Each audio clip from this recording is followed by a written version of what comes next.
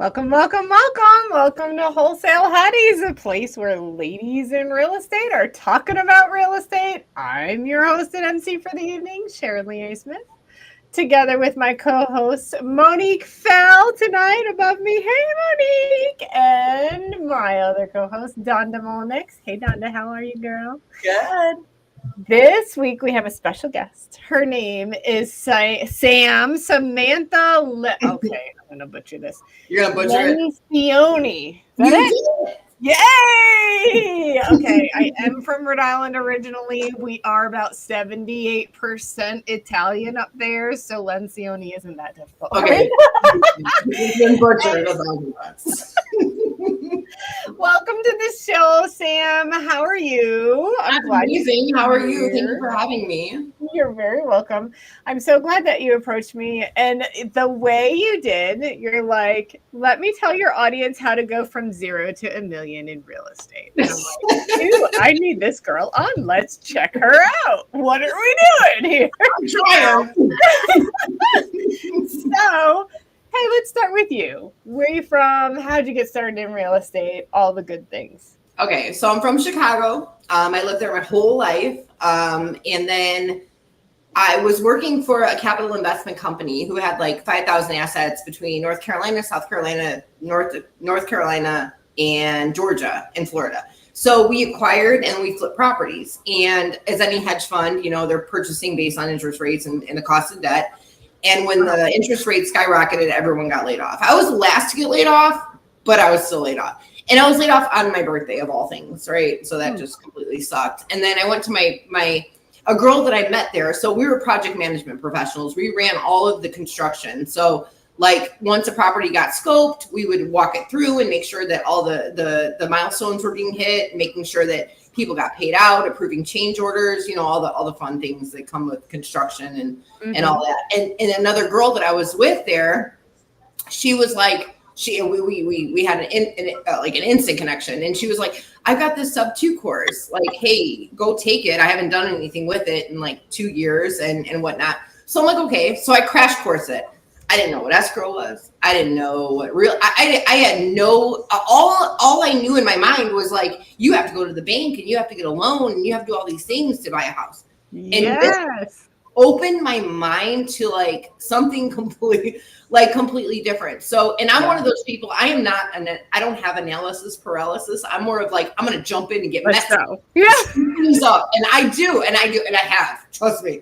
I made some questionable choices, but I learned and it has done nothing but benefit me in the way that I was like, you know what? I am never going to work for another single person in my life ever again.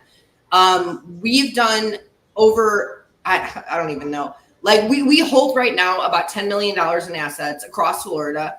We have purchased multifamily properties, single family properties using subject to, but now I've kind of pivoted into the Morby method a little bit, like kind of doing, the DSCR, keeping people on the LLC and doing capital contributions or an equity participation, if you would. That way they're not in second position. You're not offending anybody who's on the first loan. It's a tweak. It's not, there's always a way around things. Like there is a million ways to skin a cat. I hate saying that because I'm an animal lover, but there are a million freaking ways to skin a cat. And we found out that like very quickly, like our first refi.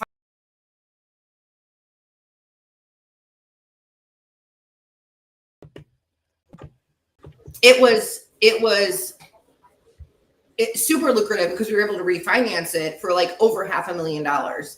And that was like net to us. After we built it, it was in like a really high, gated community, all the things that had, but it was a piece of shit house. And this lady was also a piece of shit. So she really was. She was awful. Like she lied to us and so much stuff. But we ended up building it. We spent about $120,000 in construction. We exhausted all of our credit and all of everything. Like we bet it all on black, if you will, right? Like all of it. And when we did, we ended up being able to refinance and we pulled out, it was like $635,000 net. And that's what enabled us to be able to go through and get all the other properties that we own right now. So we're slowly learning and kind of pivoting as needed, but always having an open mind because there's so many ways to do things, and people don't understand that. And we deal a lot direct to agent. I have my partner who is amazing. He is direct to agent all the time. Like he has relationships with agents, all this stuff, and he's not convinced them, but has educated them in the ways of being able to say, hey, there are different ways to be able to like take these things down and being able to close. So it's been such an amazing journey. And like, I couldn't be like more, I couldn't praise like Pace in his community and all the things that he's doing in there. Cause it's honestly like, I mean, there's no, it's been just such an amazing like whole thing in my life to where everything pivoted and I'm no longer having to stay at a 9-to-5 job. I work on my own term. I mean, I work every day, and I always say like I left a 9-to-5 to work 24 hours a day, which is kind of true. That's kind of true. It's exciting. It is. Yeah. And it's for you, and you're doing it for you and not necessarily like for somebody else or, you know, breaking your back or having to drive to work and all those things. Like I would never, when we got our first wholesale deal, it was actually 2 wholesale deals. I think I was explaining to you guys earlier, but like I got laid off in September of 2023. And then 2 months later, right before Christmas, because I had no money, I was broke at that point. We made $64,000 in a wholesale assignment between Tucson and Jacksonville. I had 2 properties that I wholesaled, and I couldn't even believe it when I saw it in the bank. It was like what? Like, this is my whole salary. Well, I mean, I was making like $100,000 a year, but still, like, I mean, that's like half my salary. Half a year. Yeah. Just by doing what I'm doing. And I was helping these people. Like, it's not just like taking advantage of it. Like, I was helping them. They needed to get out of a situation, and I was able to make a little bit of a markup, and it was like, I would never go back. So that's kind of like how we started and how everything kind of came about. And then it just kind of, you know, snowballed from there. So we were acquiring and holding. We furnished a bunch of places. We're doing midterm rentals, like furnished finders, like traveling lawyers, doctors, things like that. And it's been so far so good, you know, like, and we're trying to do a little bit more multifamily. Like I'd rather have 1 roof than 50 because, you know, roofs are expensive. Yeah. You know how it goes. But yeah, and then we have the construction background. Like that's our whole construction's in our heart. Like that's yes. We love it, but we hate it. You know, like it really is a love-hate relationship, right? Because, you know, sometimes there's nightmares that you come across, and other times you're like, always. But I love it. And it's like, I was talking to Monique, and I'm like, look, like you, sometimes you have to have a man step in to tell these guys what to do because they don't respect you as a woman. And that's a thing. And I am not one of those people who are like, oh, women get, no, that is a fact. Like they don't, they just, you know, so it happens. So you just have to pivot and make things work. And that's what we've been able to do so far. So I'm super happy with it. Yeah. That's awesome. So, you know, let's expand on that just a little bit. What has it really been like as a woman? Because you started in a man-dominated field, right? I was in construction cost estimating and project management myself, so I totally understand where you're coming from, right? So what was it like for you, you know, in your career, right? Here you are, a woman in a male-dominated world, and now you're moving into this, which really, real estate still is a male-dominated industry.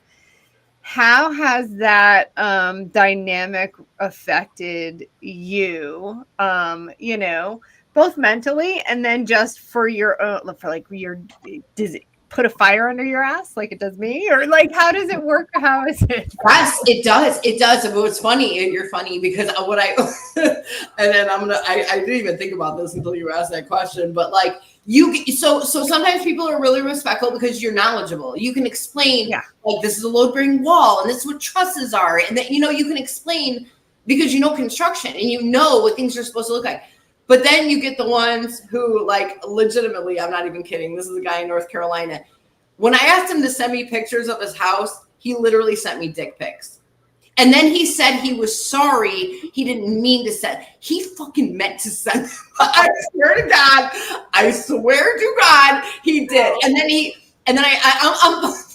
ended up backing out of the deal with him. So there's always that one asshole in the bunch, right? Like you're always going to have those one or two people that are going to be ridiculous, and that's kind of that's what happens. So if you're knowledgeable and you're respectful and you know what you're talking about, like a lot of guys would be like, okay, this chick knows what she's talking about, and they will respect that. But then there's the other side, and there's only a couple of them, but you just got to deal with them on a day-by-day basis, I suppose. Yeah. So I mean, it is what it is, and you just roll with the punches. Yeah.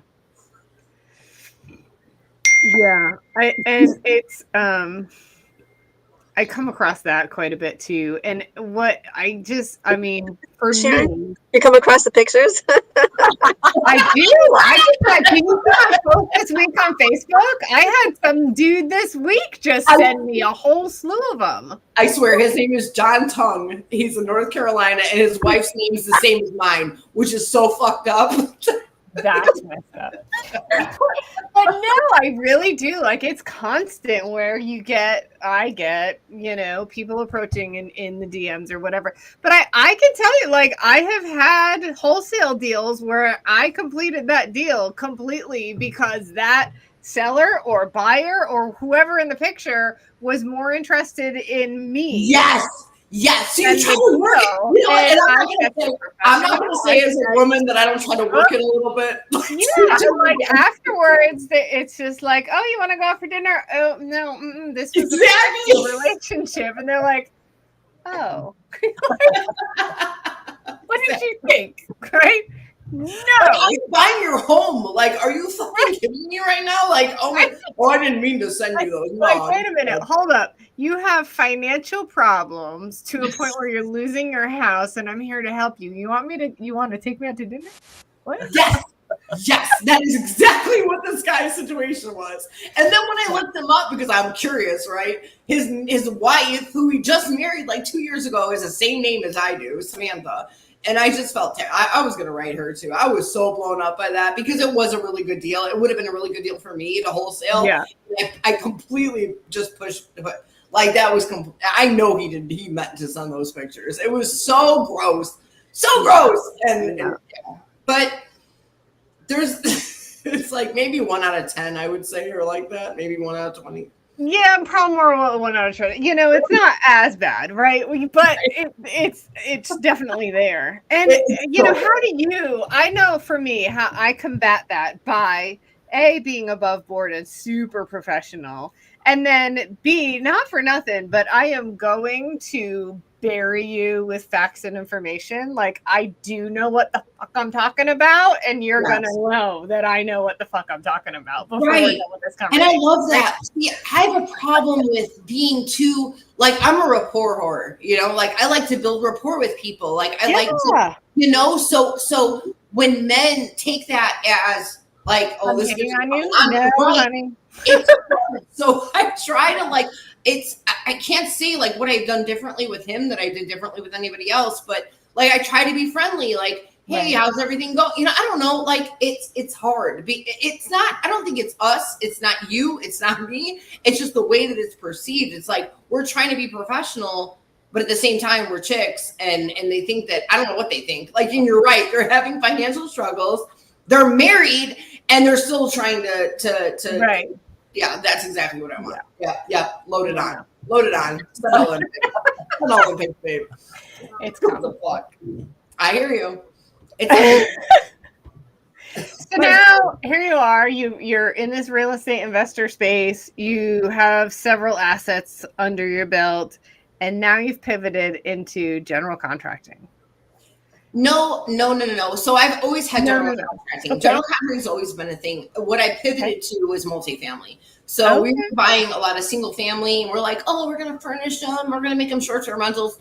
Yeah, great. Well, we did that, and we spent a lot of money doing the whole furnishings and all that stuff. And then we're like, you know what? We want to do, like, I want to do now I'm trying to pivot to multifamily to where we're doing, because I'd rather have that than what we're doing right now, because I mean, there are months where it's vacant, and we're flipping the bill for it. So like we were slowly bleeding money out of a couple of our properties because they weren't being rented the way that Furnish Finder said that they would be, like they would give us an estimated thing, like, oh, they're going to, you'll be able to make this.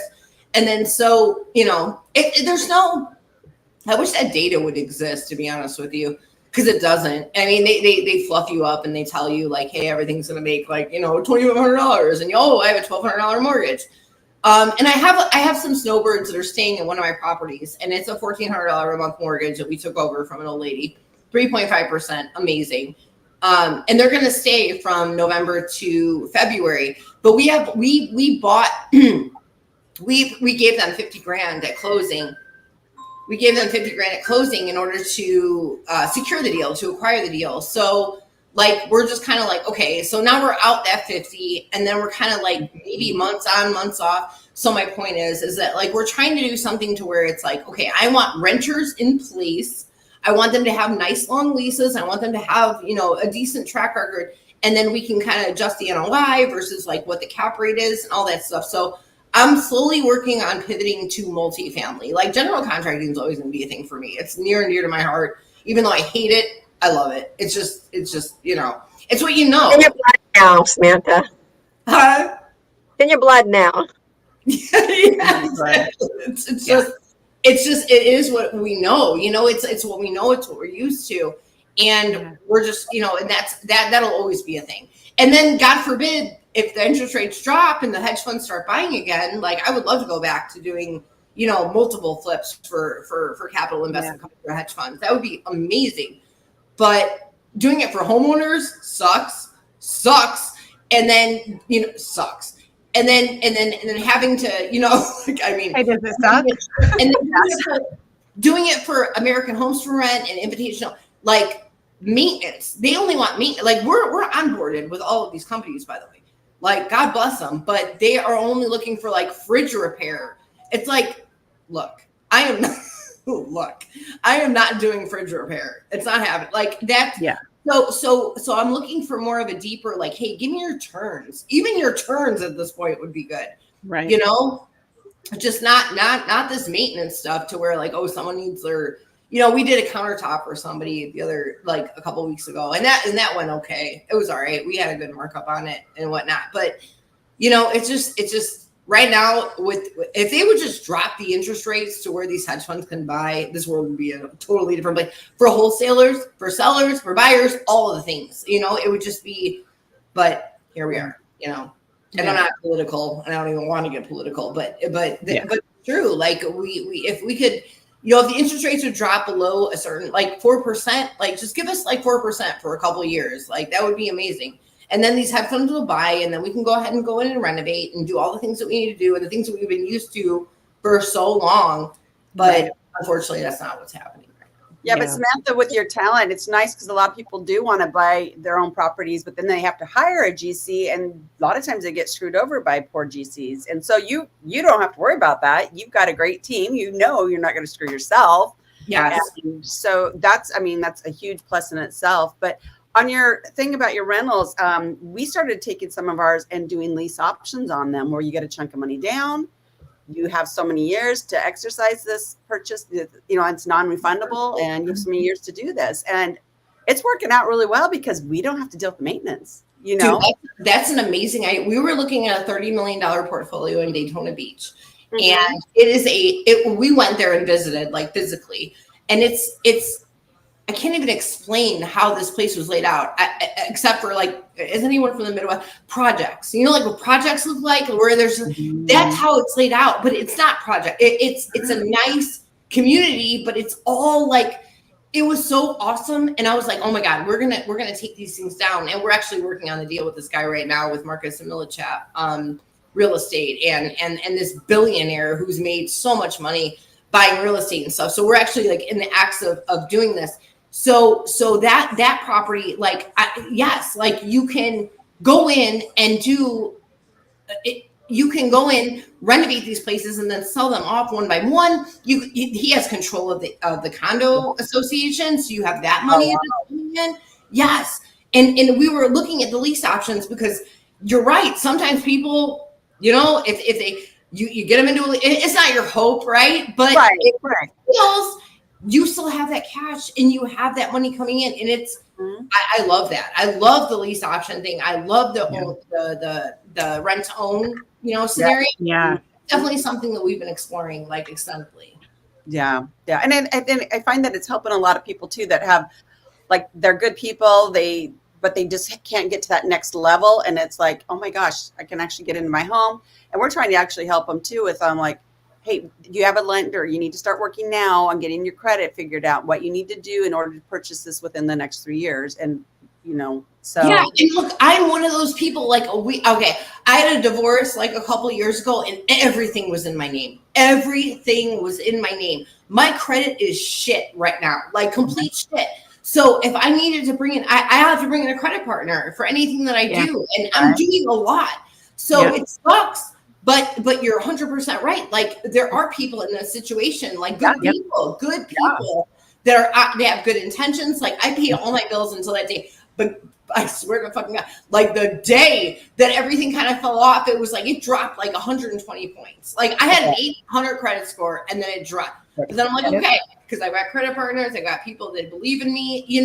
That's another thing that I kind of want to express to people is, like, you could have a shitty credit score, but if you have an idea and you have a good work ethic and you are into what you're doing, you're passionate about it, you can do anything you want to do. Like, don't let your credit score limit you. Don't let anything limit you. There is no limitations in this life. Like, you can do whatever the fuck you want to do, and you will be successful as long as you are consistent and you're doing all the things that you need to do. Seriously, like, and that's actually the message that I want to kind of get out to everybody. It's the truth.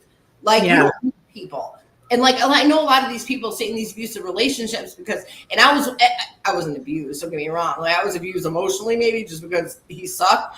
But in the fact that, like, you feel like you have to be with somebody because they're making the money. No, bitch, you don't. You don't. You just need to get your own, like, thing and be able to explain to people and be a good, I guess, I don't know, broadcaster and understand, like, this is what we're doing and this is how I want it to happen, and be confident. Confidence, I think, is everything. Like, I've met some people who really suck, but they are so confident and they come across so good. And I'm like, man, like, if they can do it, you can do it. If I can do it, anyone can do it, is basically where I'm at. Yeah.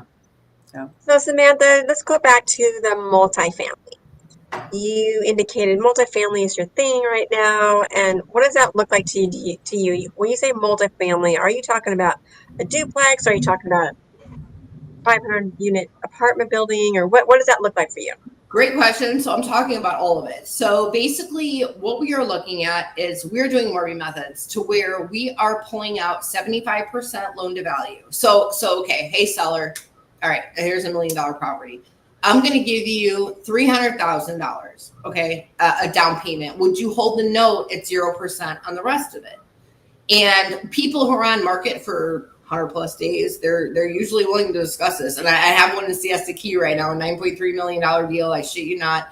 It is the same thing, except I'm giving them 50 because they kind of busted my balls a little bit, but that's okay because it still makes money. So I'm taking a DSCR loan for 75%, but I'm only giving them 50. So not only am I paying them their money, but I'm also getting paid to do the deal and closing costs and commission and all the things.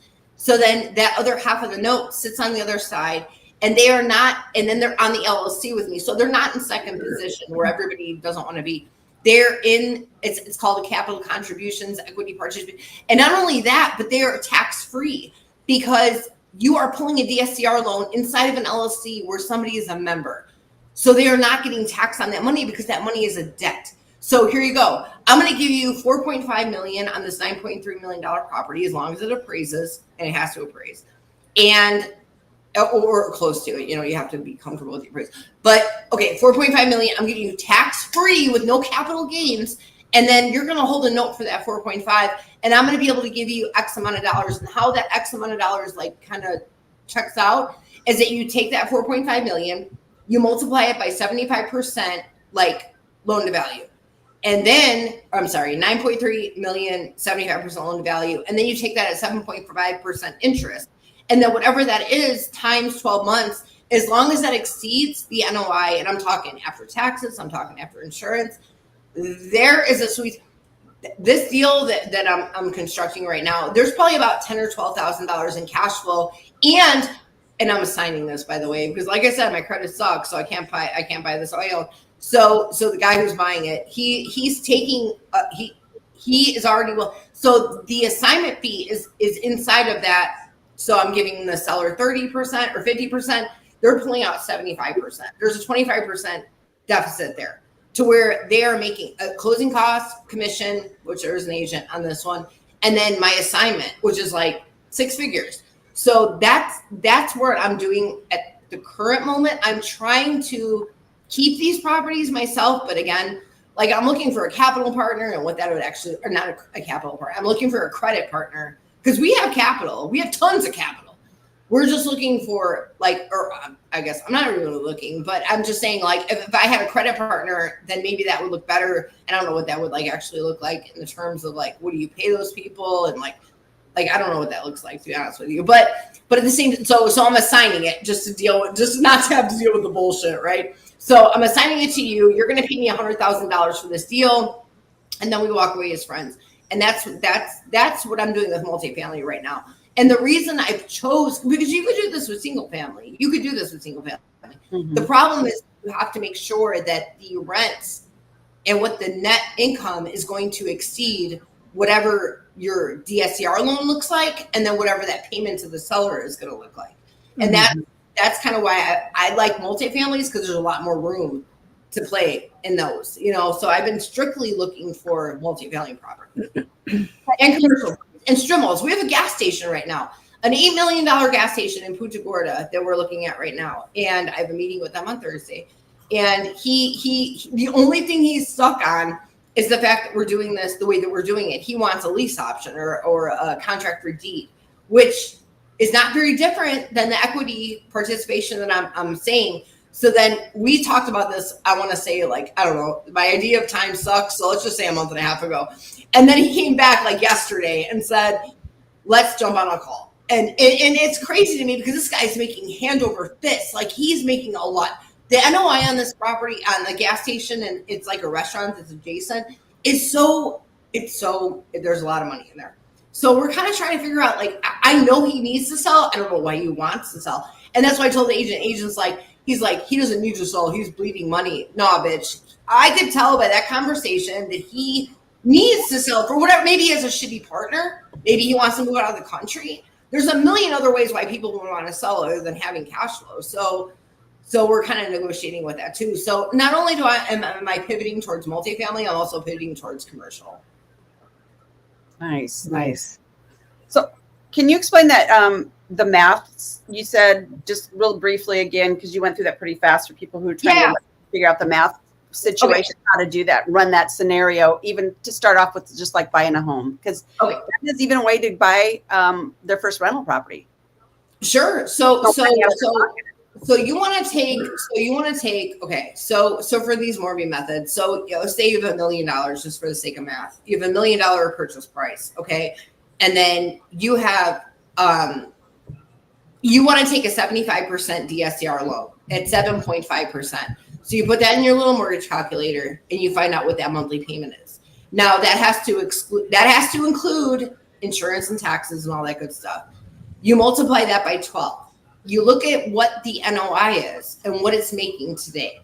And then you subtract that to see what you are able to pay the seller. Because sometimes it's not going to make sense. And you know what's amazing about the LLC method is that you're not succumbed to by the Fed, because I've heard a lot of times, the Fed's not going to allow you to give 1%, because that's basically what I end up giving people is 1% interest sometimes.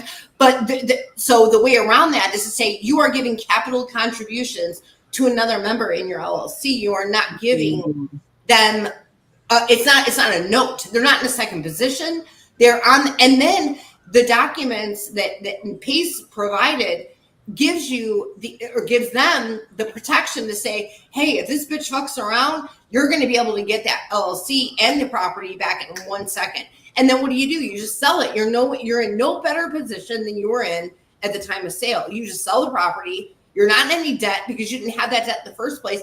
And you've made what did I give you at closing? 500 grand, you know? So you play with the numbers. Like I always tell people, like my initial agent call is always like, hey, you know, I really love this property.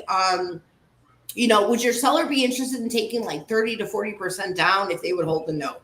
If they say yes, then we dig. Then we dig in. And then we say, oh yeah, absolutely. And then we get into, okay, can you send me the NOI? Let me know what that looks like. And then we crush it from there. Like that's that's the math. You always have to assume in your mind you're taking 75%, but you're only giving that seller maybe 50, maybe 30, maybe 40, you know, like you just whatever makes sense. And sometimes you can't even pull 75. Like we had one we were just working on before we started this podcast. It was like 12 million, but we weren't able to pull out 70 because it would have, or 75% because it would have killed the deal. So we were like, okay, if we pull 50, so then in that case, we can only give the seller 30 because in all of these deals, we were looking to have the buyer paid out at closing, which is crazy, right? Like you're being paid to buy a property, but at the same time, you need to have like an 800 credit score in order to do it. Well, that's great. That's a great way to do it too. So now, but when you buy a DSCR, just for the people watching this maybe and don't understand that's a loan that basically is off what the property's value is. It doesn't go about your credit. It doesn't go about on anything like that so much, right? Exactly. You can get a non-recourse loan. I feel like those are a little bit more pricey as far as the percentage is concerned. But yes, you're right. So they will look at the asset, what it's making versus what, you know, the prices and say, okay, this is what we've laid out and this is what it'll make. And this is the percentage. So yes, you're exactly right. It's property dependent rather than investor dependent. And it cannot be for your personal use, correct? Oh no, it can't. It cannot. Yeah. It has to be something you're going to rent, or at least say you're going to rent. I mean, they just want to see legal. Well, I mean, the LLC could rent it to one of the people that are on the LLC. I wonder if that's that's sure. Yes, exactly. There's a million ways. Yes. So and that's what we love about the Sub-2 community. There's so much creativity. Yes.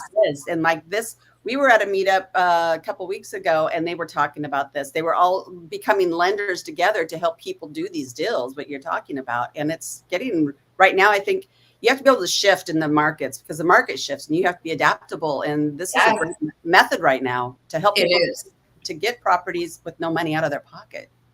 It's like our favorite way. Like we shifted completely. Like we were doing sub-2 deals, small sub-2 deals. And what I found was that we were on the hook for like, okay, I'm making like maybe a $5,000 assignment, but I'm on the hook for this motherfucker forever because what happens if my buyer doesn't pay? What happens if this?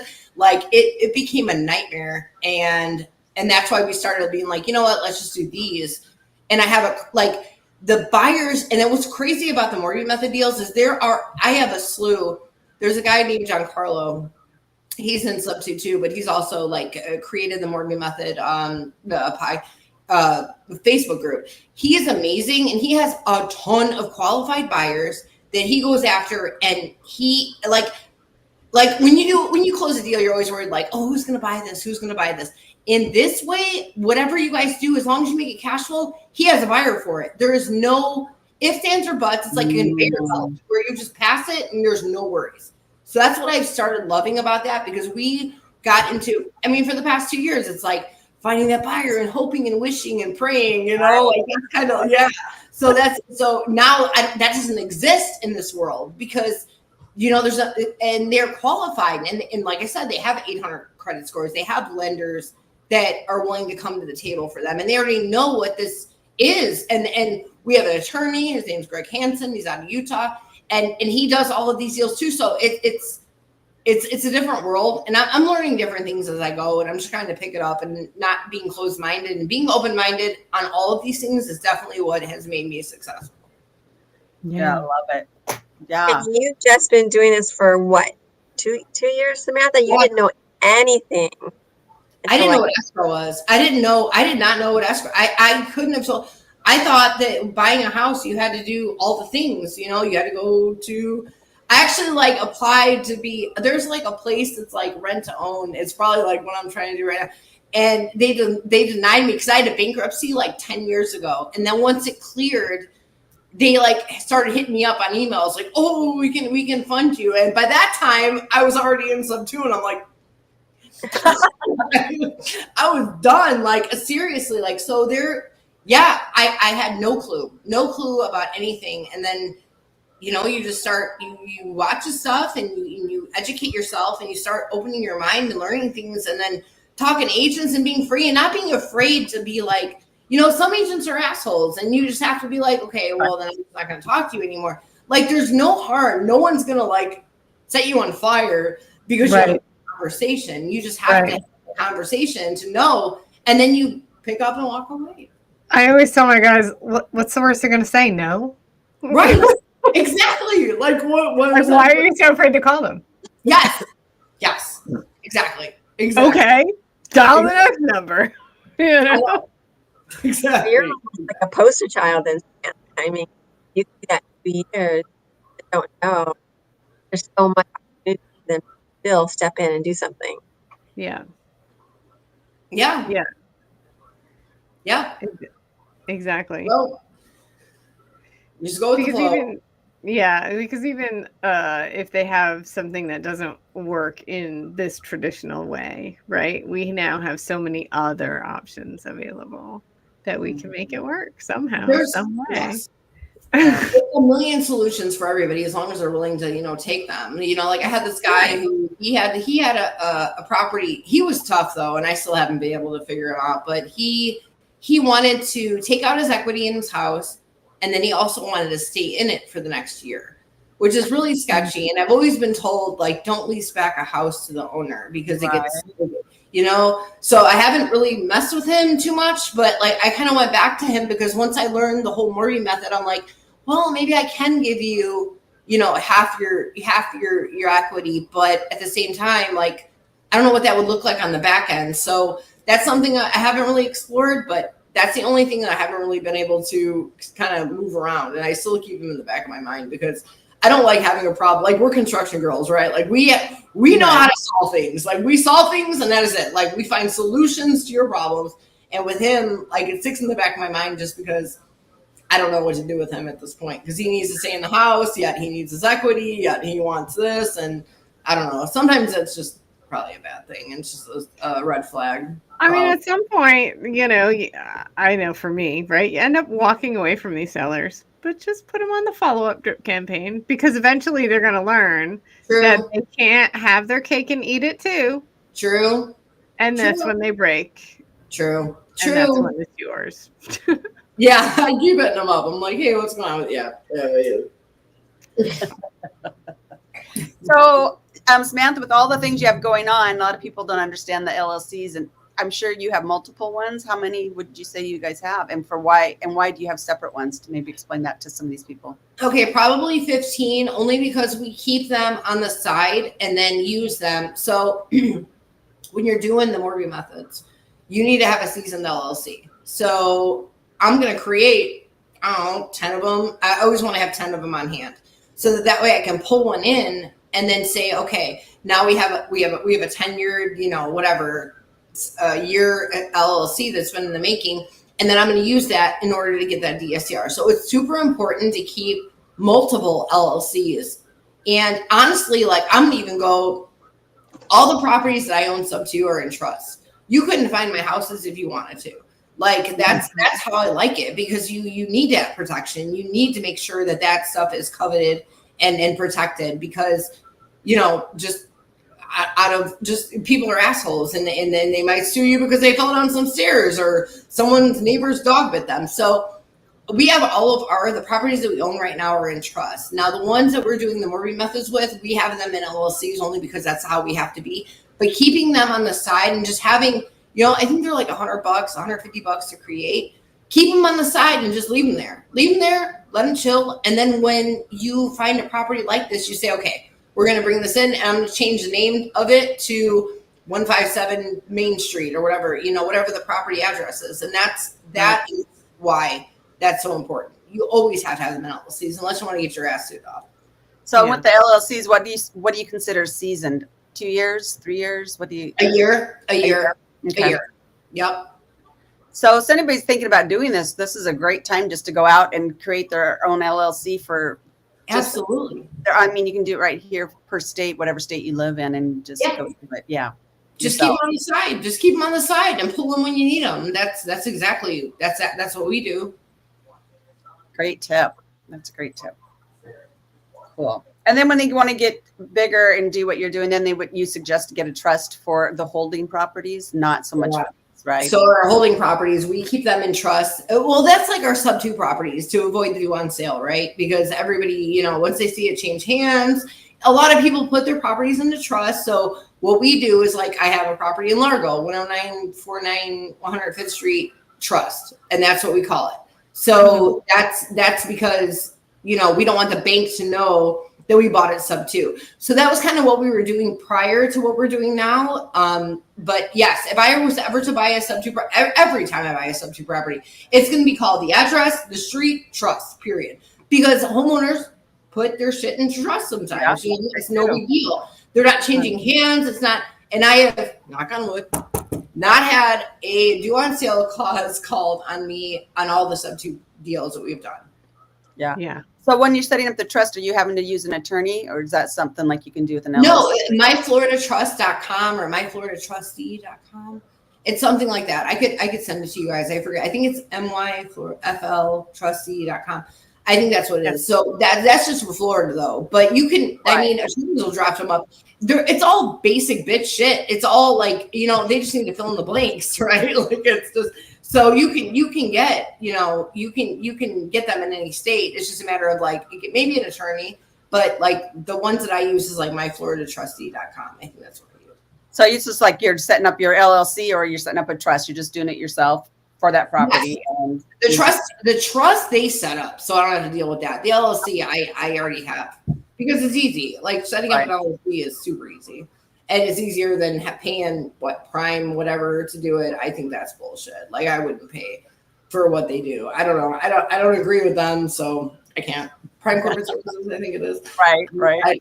I don't agree with them, but you can still, you can use them. Like if you really don't know like what you're doing, apparently. But like you can go online and just say, hey, this is what I want to set up, and it takes 2 seconds. So I don't know. Yeah. I could set up my own LLC and then. The trust company, I trust them to do it. I couldn't do my own trust. Yeah. Especially now with AI, you can ask it and it'll go and take you right to the site that you need in your state and stuff. Very true. It is so much easier. And I'm finding I'm using that a lot for my documents. AI is amazing. Oh my God. It is. I love it.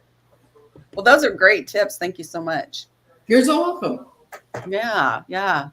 I mean, the community, did you learn that through the community or are you just on your own when you were with? Honestly, like so that's a great question. I don't know, honestly, like where I learned that. I think it might have been the community. It might have been like, I'm trying to think like back when I did it. I don't know. It probably like everything I've learned has been through Pace's community. So I'm going to say the community. It's probably where I ended up hearing that from. Yeah. Yeah. And did you find too with the sub 2? I know we've got a few ourselves, and the taxes, is it different for you with your CPA? Is it different than a normal rental? I mean, how you run your taxes on those? And so that is a serious. I absolutely hate accounting and CPA stuff. My partner deals with. I have nothing to do. Honestly, like I could be further from that if I could. So my partner deals with the CPA and the accounting stuff. I'm not sure how that works. I just know how to set up the deals, close them, and all that stuff. So I don't know. I absolutely hate the CPA stuff. So you got an integrator on your team, so that yes, absolutely. Because that drives me absolutely insane. I hate numbers. I hate all of that. I even have her like I don't want to look at the bank. Like at that point, like I just. Pay it and do it and do all the things. That's it. I feel ya. I know. I just finished our business taxes for 2024, and I always do an extension, and I'm just like, I am done. I bet. Oh my God. And I'm looking for a good like real estate CPA, and it's hard to find. Like they're like why? Like if there was one really good one, they would make so much money because people are always looking for them. Seriously. Right. Right. Yes. Wow. I feel ya. That's too funny. So are you guys only buying in Florida then, since that's where you're at? Yes. Okay. Right now, yes. Yeah. Florida's our market. Like, it's my favorite market. Like, I know it. It was my market when I was working in Tiber and doing all the renovations. So I'm like so familiar with all the areas, and I'm in Jax Beach right now. So I'm able to travel like we had an appointment in Miami to go over 11 a unit portfolio. And so it's only like 5-hour drive. So like everything in Florida is maybe like a 5-6 hour drive. So I don't mind it. Like, we'll do it, just to kind of check it out. So I'm definitely loving Florida. At the moment, like, everything is good. Like, insurance sucks, right? But at the same time, like, values are going to go up. Like, Cape Coral sucks right now, but in 5 years, it's going to be, I have a feeling that everything is going to go like exceed the valuations that are now. So I'm trying to buy cheap at this moment. And then, 5 years, let's sell high, just like, hopefully. Right. Right. I like it. Yeah. But Hi, Monique. You got questions? Monique always has good questions, like Sharon says. She does. I think I didn't get enough sleep last night. That was me. But I cheated. I took a siesta earlier today, so I'm good.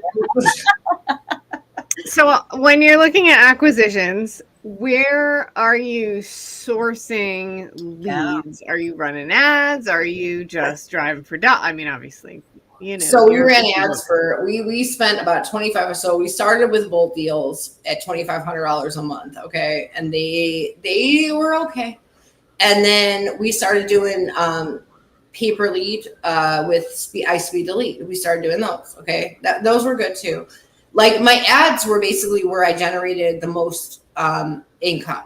And then when we pivoted, like, I dropped everything because we were spending like a lot of money. Like, I want to say like $5,000 a month in ads and all the things. So we were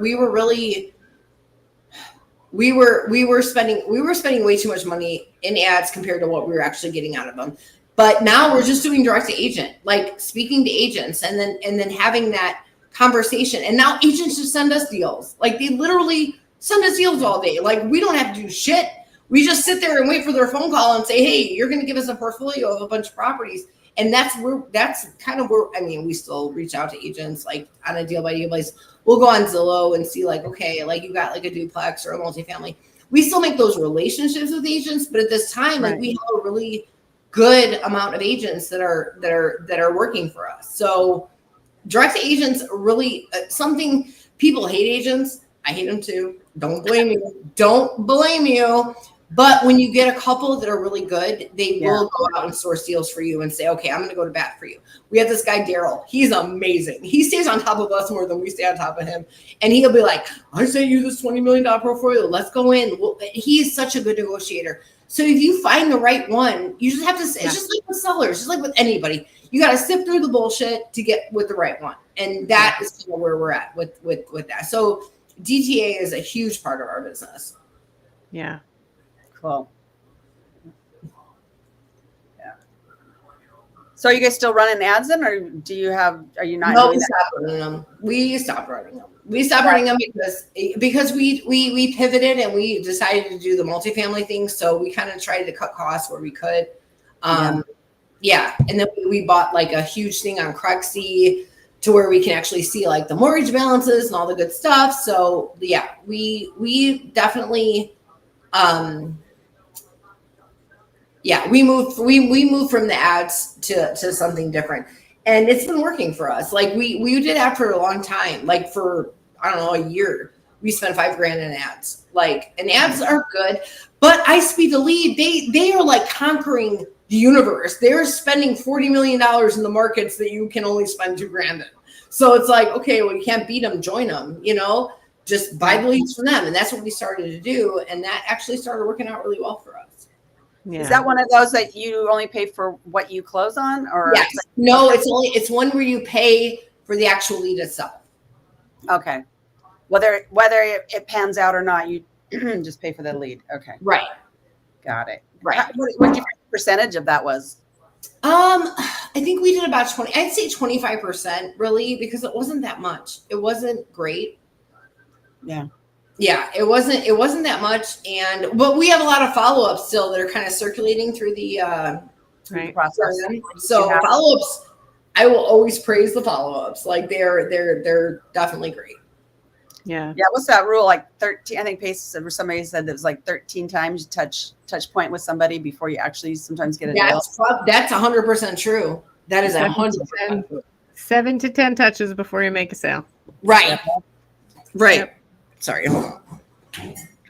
Yeah. Hold on. So Samantha, for the people that are brand new in real estate, would you recommend residential or multifamily, and how would you best describe to them to get started and get moving forward? Honestly, start small. Like do so. Okay. So if you were starting, just do like, you don't have to spend a ton of money on prop stream. You don't have to spend a ton of money on like marketing. If you just call agents, like my partner and now my boyfriend, who I absolutely love, who I found like a huge connection with, because I think that really matters too, like in your relationships. Like if you have somebody who isn't doing the things that you're doing and they don't have that outlook on what you're doing, I think that makes a huge difference because it kind of kicks things up. But my boyfriend, who I absolutely adore at this point, he is doing direct to agent. And he did it with nothing, with no money. He went on PropWire, which is free. Yeah. He talked to agents, which is free. And he started kind of working them down and saying like, hey, we'll do sub 2 deals. So, we have this portfolio. Like, you don't have to, I mean, yeah, you do gotta lie and bullshit a little bit. But at the same time, like you are still an honest person who was trying to come in and saying, hey, I'm going to be able to buy this property from you and talk to agents. Like, honestly, agents are probably the easiest way to get involved if you have no money. Now, if you have money, run your own ads. Or honestly, no, don't. Because when I learned how iSpeed to lead worked, I was like, oh, wow, like we could have been doing this the whole time. Because when we would lead, so I was working with like Bull Deals and there was another company, we were paying them a lot of money too, but they were running our ads for us. And they would say, hey, you know what? iSpeed Elite is taking over this market and they're spending like, $20,000 a month. And we could never compete with that. Like I can't compete with $20,000 a month. Who can? So if you can't, like I said, if you can't beat them, join them. And we went in there and we started buying leads. Like we signed up for there's like a budget thing where you can spend $200 a month and then $29 a lead. So that's what we would do. And we would call them through. So if you have a moderate budget, then I would say do iSpeed Elite.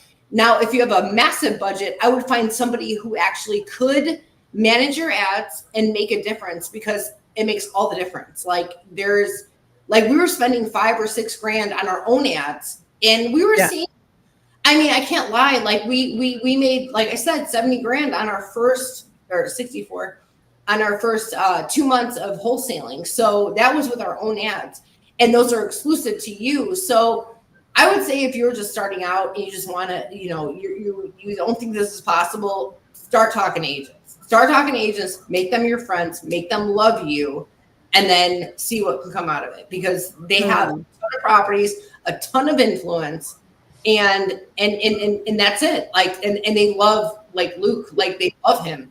So he's constantly getting calls from agents all the time. Like I hear him on the phone. It's crazy to me because it's such a, and I want to record. I keep telling him I want to record them because it's like it's a waste just not to, because the way he speaks to them and the way that they understand him, it's like you just come out and you have to build that rapport just like with the seller. But the only difference with an agent is you have to appeal to their commission. Like commission is what they want. Just like with sellers, is what they want. You say, hey, I'm going to pay your commission, and they will fucking love you for life. That's what they want. That's what they want to hear. And so that's what I would say. If you have no money and you want to do this from the ground up, start talking to agents. That would actually be a really good idea to record him and share that with people that reach out to you. I know. One time I asked them for a script. I'm like, what do you send to your agents? And it was like misspelled with the letters backwards. No. There was no secret sauce in this at all. I'm like, are you serious? Well, I don't know. That might be the secret sauce, right? Because now I'm a real person that makes mistakes, that I'm human just like you. That's right? what he said. That's what he said to me. Is like, hey, you know, they know you're not a robot, and they know that you're not like, and honestly, whatever it is, it works. Whatever it is, it works. That's but awesome. yes, that's hilarious. Yes, I asked him for his master script, and it's like nothing but, hey, I like this property. Give me a call. Sometimes is the best kind, you know, one sentence, 2 sentences, simple.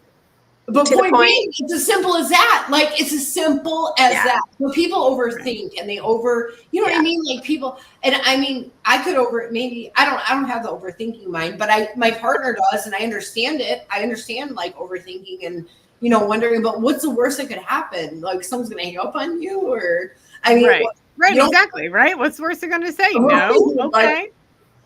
Seriously. So yeah, I highly recommend anybody can get into this, doing whatever seriously, because I never thought for a second that I would not have a job, like a real job, right? Like, so you can definitely move forward in this, like, and then people will trust you and know you and understand you. And there's so many opportunities out there, and it's a shame that people are in that same mentality that they have to like, oh, I have to work as a W-2 or I have to do these things, but that's not true. It's not. Yeah.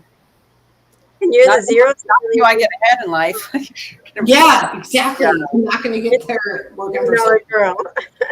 Yeah, I spent sleepless nights like working for Tiber and worrying about budgets and worrying about like change orders and making sure all this stuff. And it was like, and I love that. I can't even say it because I love that job only because of the people that I met and networked with in that job. But like at that point, it's like, hey, you know, like you have to go on your own and make your own money, and you're not going to do it working with somebody else. It's just not going to happen. For sure. For sure. Oh, wow. Look at the time again, ladies. See? Every week. I didn't even get to my questions. Fine. Well, you can sneak it in real quick. What? You can sneak your question in real quick. I was going to have her tell us, you know, a story about like her worst deal or, you know, the most troublesome person, you know, Casella or whatever. But this is, you know, story time takes time. And Samantha. Yes. We'll have to have her back. That's for okay. Sure. We will have you back, and we want to hear the story of the worst nightmare that you I ever would love had. to. I would love to. Deal? Okay, cool. Samantha, it was really great to have you on. Thank you so much for coming on. If anyone wants to get in touch with you, they can find you on Facebook or Instagram, right? Or go to your website at gocatalyst.group.com or catalystcodesign.com for general contracting or for if you want to buy a house or sell a house. You know what I mean. Sam, thanks so much for coming on. It was really a lot of fun to have you. It was. So nice. Thank you guys. It was great. Thanks, Samantha. Thank you.